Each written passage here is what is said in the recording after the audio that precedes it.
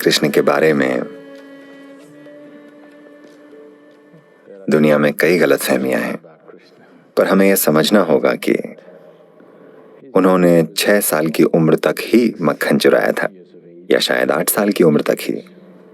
16 की उम्र में जब उनके गुरु संदीपनी ने उन्हें याद दिलाया कि उनके जीवन का उद्देश्य क्या है, तो वो तुरंत वृंदावन से चले गए और कभी वापस नहीं आए।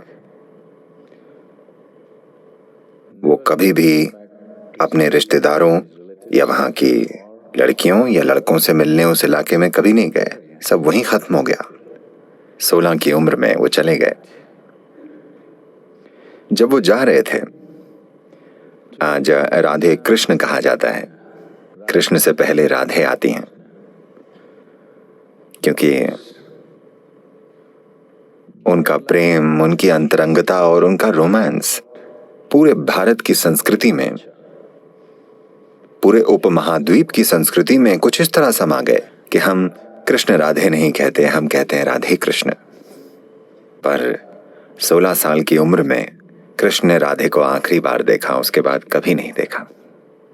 16 की उम्र में वो जाते समय वो बोले ये बांसुरी मैं तुम्हारे लिए बजाता था, अब मैं जा रहा हूं और वापस नहीं आऊंगा, तो एक भेंट के रूप में तुम जो प्रेम से इतनी सराबोर हो, मैं ये बांसुरी तुम्हें दे रहा हूं और मैं फिर कभी बांसुरी नहीं बजाऊंगा। और उन्होंने फिर कभी बांसुरी नहीं बजाई।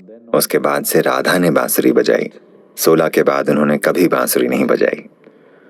16 से 21 तक वे ब्रह्मचारी बनकर रहे। उन्होंने संन्यास लिया, ब्रह्मचारी बने और जबरदस्त साधना की। इसके बाद उनका पूरा जीवन राजनीतिक प्रक्रिया और आध्यात्मिक प्रक्रिया का मिलन करवाने के लिए समर्पित था। ये बातें कभी बताई नहीं जाती कि भारत के उत्तरी मैदानों में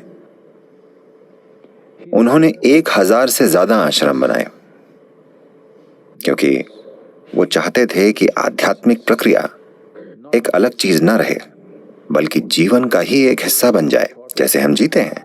यानी हमारा ध्यान करना उतना ही जरूरी है जितना हमारा सुबह ब्रश करना।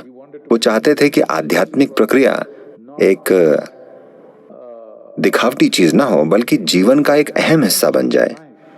खास तौर से देश के उन सारे राजाओं के लिए जो तब अखंड भारत का एक हिस्सा होते थे। तो उन्होंने पूरी तरह से समर्पित और प्रतिबद्ध जीवन जिया। पर आमतौर पर लोग सोचते हैं कि उन्होंने बस मक्खन खाया, बांसुरी बजाई और लड़कियों के साथ नाचे। नहीं, उनका जीवन ऐसा नहीं था। पर यह भी एक जरूरी पहलू था। एक बड़ी सुंदर कहानी है। आज कृष्ण जन्माष्टमी है, तो मुझे यह कहानी सुनानी चाहिए। कृष्ण अपने रास के लिए जाने जाते थे। The word ras literally means juice. रास शब्द का मतलब है रस। ज्यादातर लोगों के जीवन में सबसे बड़ी समस्या यह है कि उनमें रस नहीं है, बल्कि हार्मोन है। उनमें जीवन का रस नहीं है, यानी जीवन ही नहीं है, जीवन की तीव्रता नहीं है। तो रास यानी जीवन का रस, शरीर का नहीं, बल्कि जीवन का। क्योंकि शरीर के रस कम ज्यादा होते रहते हैं, वो समय समय पर बदलते रहते हैं, पर वो बात कर रहे हैं जीवन के रस की। तो पूर्णिमा की रात के नृत्य को रास कहते थे, क्योंकि वो जीवन के रस से भरा हुआ होता था। This is not a hormonal party in the night. वो रात की हार्मोनल पार्टी नहीं होती थी, न तो वो शराबियों की पार्टी थी। वो